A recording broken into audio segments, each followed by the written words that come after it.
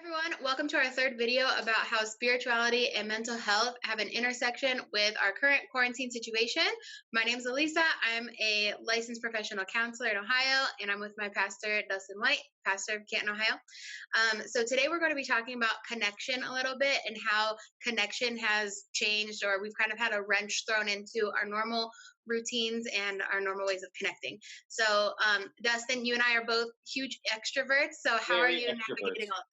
Yeah, it's a thing we're living through, isn't it? Like this is it's pretty crazy that I remember like before this, I would talk to my wife Jamie like, what are we gonna do tonight? Who are we gonna see tonight? Where are we gonna go?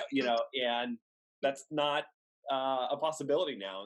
Right. Yeah. How about you? Like how have you been doing? Like what's been helpful struggle for you? Yeah. Well, the seminar that I sent you that we both listened to, it was talking about how important it is to see people's faces. Mhm. So when you have a conversation with someone, it kind of creates a rhythm, right? Like you say Yeah. stuff, and then they say stuff, and then like there's like mutual nodding. There's facial expressions that kind of mirror each other's.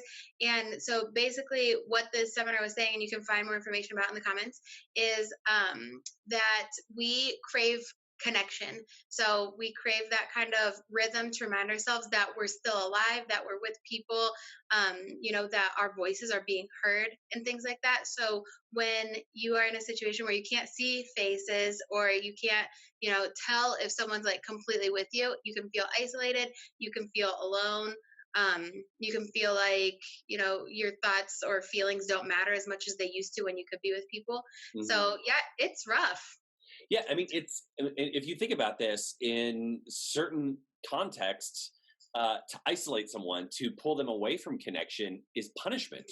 It's Yeah. actually a form of punishment because whether I think, and this is the point, whether we're introverts or extroverts, wherever we draw our energy from being alone or with others, we are communal beings. We were Hmm. created to be in relationship with one another, Right. to see those facial expressions. It gives us meaning. So when that's removed from us without our choice, it's Hmm. traumatic. It's painful. Yeah. Yeah. So I always say how important empathy is with other people. And so I think it's easy, whether you're an extrovert or introvert, to kind of seclude yourself from people because, like, I don't know if you've ever done this. It sounds childish of me to like admit that I've done this, but like if I feel like I'm taking too much of an initiative with a friendship, I'm like, okay, so I'm going to back off for a couple weeks and see if they invite me out, or I'm going to see if Yeah. they call me. And so, like, me always sending the first text or something like that. So a lot of us who are like that, right now it's kind of like no one's invited me out, no one's invited me to a Zoom meeting, and Yeah. it's kind of Yeah. like a rejection that hurts. Like you see everyone online hanging out on these Zoom meetings. You see like people who have all their coworkers on their screen and stuff like that. Or like with my job, I don't have a lot of coworkers that I need to be like having meetings with or anything. So Yeah. I'm like, man, everyone's so connected except for me, and some of that can really hurt. Yeah. Yeah. Absolutely. So how do we augment that? How do we supplement that need during this time? I was really impressed by Basil Vanderkolk, the resource you shared, and explaining that there's a rhythm to our facial expressions, Hmm. and Hmm. it grounds us in the fact that we are alive and we are here, and how important that is. Again, spiritually, that is a bedrock of who we are, that we are communal beings. We were made to live in community. We find our identity, we find meaning in community. And so when that's removed, trauma. How can we supplement that? How can we maintain that sort of connectedness when we're in quarantine? Yeah, I would say like even if you're not someone who likes FaceTime or like Zoom on a regular basis, to just try and use it. Like there's a really big importance of like eating with people. So like I think Yeah. I've mentioned before, like having a meal with someone or having coffee with them over video chat, even if it feels like it's not, I don't know, as like what's the word I'm looking for? Even if it feels like it's not as genuine to what your guys' relationship normally looks like, it's unfortunately some sort of adjustment that you have to make right now, you Yeah. know? Yeah. So, yeah, there's there's part of that, it doesn't feel genuine, or like this isn't what our relationship used to look like. I would also encourage people to kind of like put a pause on defining your relationships and friendships with people for now, Oh, because okay.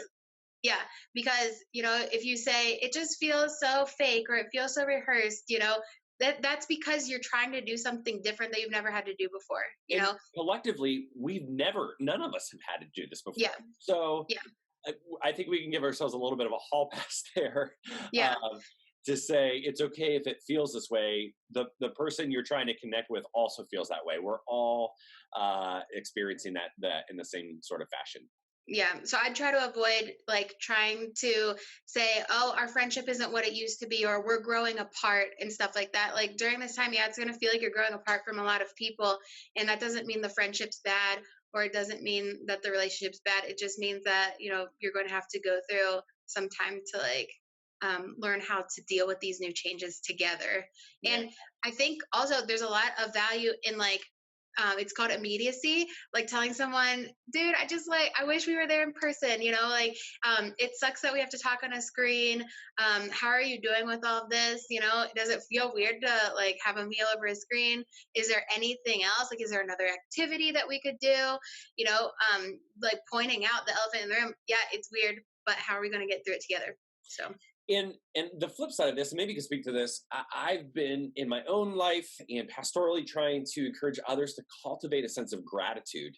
What mm, can we be grateful for?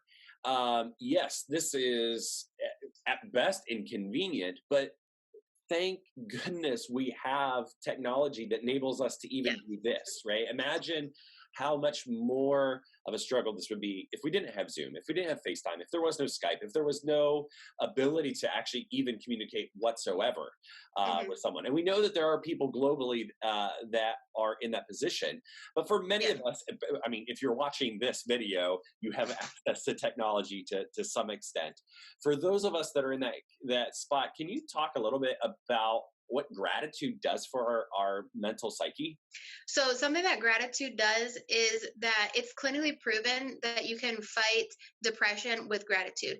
So a lot of the times when we're focusing on the negatives, we're actually like committing cognitive distortions about our situation. Like we could be blowing up a situation that's not as bad. We could be focusing on the negative, like let's say you take a test and you miss one, you focus on that one you missed, Oh, so for like sure. Yeah. when you're focusing on like the thing that got canceled, instead of the things that you can plan, or when you're focusing on, the person that got rude with you at the store instead of like the 10 other times you went to the store and it was fine. Like if you do focus on the positives, you can minimize the amount of like negative thinking and cognitive distortions. And like that'll stop a downward spiral of just like focusing on negativity. So I Yeah. guess gratitude is, kind of a synonym for positivity. So we want to throw Yeah. more positive things into our situation. So Yes. I guess, So thankfully we do have Zoom, right? I know yeah, there's been enough memes and jokes and yeah. sarcasm and all sorts of things of like, oh, another Zoom meeting. But I'm really, really glad that we have it. Otherwise, opportunities like this wouldn't be able to occur. Something else is that like a lot of times I feel like, there's those groups that talk about the Myers Briggs, Mhm. like I'm INFJ, and like Yeah. there's all these memes about like what kind of person you are based upon the Myers Briggs test. So a lot of those people, like you have kind of like pride in saying I'm an extrovert, or like you have pride in saying I'm an introvert, Yeah. So a lot of times, like now that we're in such a situation where it kind of feels like your personality's changing a little bit, Yeah. like the grass is always greener on the other side. So like back before any of this happened, maybe introverts were saying, "Oh, I need to come up with an excuse to not go outside, like to not go out with my friends. I need to come up with an excuse to like tone down some of the social interaction I'm having." And now those introverts are like, "Am I really someone that's craving being with people?" Yeah. Or like as an extrovert, I feel kind of guilty when I'm like, "Oh, staying at home's kind of nice from Well, time to time." yeah, I mean, for me, the first portion of quarantine was like that, where I thought, Mhm, man, this is actually not too bad. Is mhm. this is what all those introverts were hiding from us? All right, like, so Yeah. I uh, would just say like be loyal to who you are and like what you want in that moment instead of like whatever your title is or yeah, whatever you've kind of defined yourself as. Yeah, that's really, really good to hear. Are there any other helpful tips for us in this time to make sure that we can cultivate connection to avoid trauma? I would say one last thing is to just be humble, kind of bite the bullet and say, I'm going to be reaching out to people, Mm, not trying to find your worth in who reaches out to you or how often they do it. Just kind of understand, just because someone doesn't answer me doesn't mean they don't like me, or you kind of are tempted to think right now, everyone's sitting by their phones, everyone's on their phones. How come they can't answer a text? We yes, don't know what's going on. So, like, just kind of take it with a grain of salt, be graceful with people and be graceful with yourself and start reaching out. that sounds great. Thanks so much. We'll see you next time.